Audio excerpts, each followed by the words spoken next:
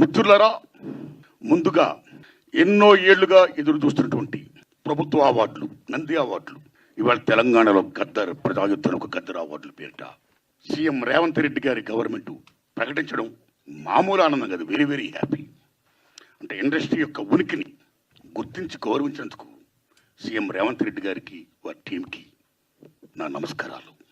అలాగే జాతీయ అవార్డు గ్రహీతలకి, పైడి సురేష్ గారు, జయరాజ్ గారి అవార్డులకి, కాంతారా గారి అవార్డుకి, అవార్డు గ్రహీతలందరూ కూడా ధన్యవాదాలు చెప్తున్నా. తెలంగాణ ప్రభుత్వం ఏ విధంగా అయితే గద్దర్ అవార్డులు ప్రకటించిందో అలాగే ఎన్నో ఏళ్లుగా ఎదురు చూస్తున్నటువంటి నంది అవార్డులు కూడా మన చంద్రబాబు నాయుడు గారు అక్కడ ప్రకటించాలని నేను మనస్ఫూర్తిగా విజ్ఞప్తి చేస్తున్నా.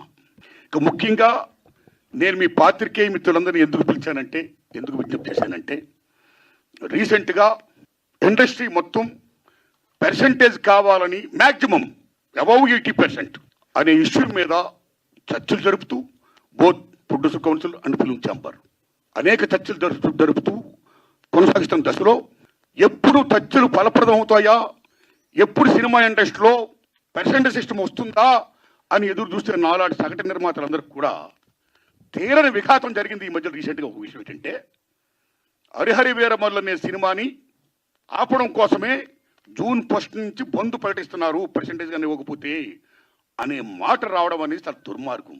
It's a trash. అది ఉత్తిది, అది కరెక్ట్ కాదు. అందులో కుట్ర ఉంది. ఆ కుట్రదారులు ఎవరు తెలుసుకోవాలి అని స్వయంగా పవన్ కళ్యాణ్ గారు ఆఫీస్ నుంచి రావడం అనేది, స్వయంగా సినిమాటోగ్రఫీ మంత్రి దుర్గేష్ గారు మాట్లాడడం అనేది కరెక్ట్ కాదు. ఎందుకంటే మిత్రులారా, ప్రొడ్యూసర్ కౌన్సిల్ కానీ, ఫిల్మ్ ఛాంబర్ కానీ, అది సినిమా పరిశ్రమ పాలనా సంస్థలు, ఆ రెండు సంస్థలు కూడా బంద్ ప్రకటిస్తామని ఇప్పుడు చెప్పలా. డిసిషన్స్ ఆర్ గోయింగ్ ఆన్ అని చెప్పారు. దట్ ఇంకో విషయం చెప్తున్నా మీకు, బంద్ అనేది ప్రజాస్వామ్యంలో ఒక బ్రహ్మాస్త్రం. ఎవరైనా బంద్ ప్రకటించే ముందు సినిమా ఇండస్ట్రీలో అకార్డింగ్ టు నామ్స్ 3 వారాల ముందుగా తెలియపరచాలి. ఇదిగో పలానా ఇష్యూ మీద మేము ఫైట్ చేస్తున్నాం, అది ఇంకా కొలిక్కి రాలేదు కాబట్టి మేము బంద్ ప్రకటించబోతున్నాం అనే విషయాన్ని నిర్మాతలకు 3 వారాల ముందు తెలియపరచాలి. This is norms, it's a preamble. 3 వారాల ముందు తెలియపరిస్తే రిలీజ్ డేట్ ఎవరు తెచ్చుకున్నారో, మేము రిలీజ్ డేట్ ఇచ్చుకున్నామండి, ఇంకో 2 వారాలు మేము రిలీజ్ చేస్తున్నామండి అని ప్రిపేర్ అయిన నిర్మాతలను ఇబ్బంది పెట్టకుండా ఉండడం కోసమే 3 వారాల ముందు తెలియపరచాలి according to norms. So June 1 bandh ప్రకటిస్తే ఒకవేళ జూన్ 12 అంటే 2 వారాలు కూడా కాదు కదా. ఏ రకంగా మీకు హరిహర వీరమల్లుకి అది వర్తింపు చేస్తుందండి? అది కరెక్ట్ కాదు. పవన్ కళ్యాణ్ గారి మీద ఎవరైనా కుట్రపడతారు.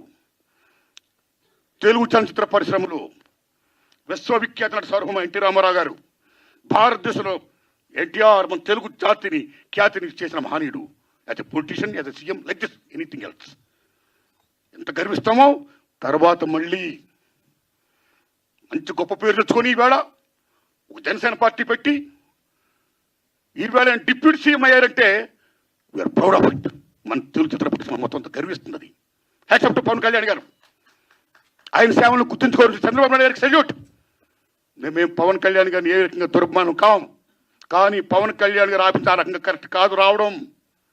ఓకే, వచ్చిందనుకోండి, ఇష్యూ వస్తే మహాత్మా గాంధీ ఏమన్నాడు, ప్రపంచ యుద్ధాలను కూడా చర్చల ద్వారా ఆపొచ్చన్నాడు ఆయన. ఒక సీఎం, ఒక డిప్యూటీ సీఎంగా మీరు అక్కడ సీఎం చంద్రబాబు నాయుడు గారితో మాట్లాడి హరిహర వీరమల్లు అనే టాపిక్ మీరు ఎత్తకుండా, ఓకే మీ ఇండస్ట్రీ కష్టాల్లో ఉన్నప్పుడు రండి, మన సిట్టింగ్ చేసుకుందాం రండి, మాట్లాడుకుందాం రండి అని చెప్పుంటే ఒక పెద్ద రోల్ ప్లే చేసి ఉంటే ఒక చలనచిత్ర పరిశ్రమ బిడ్డగా మిమ్మల్ని మేము ఎంత గౌరవించేవాళ్ళం సార్. ఎంత బాగుండేది సార్, ఎంత బాగుంటుంది సార్. ఆ పని చేయండి సార్ పవన్ కళ్యాణ్ గారు.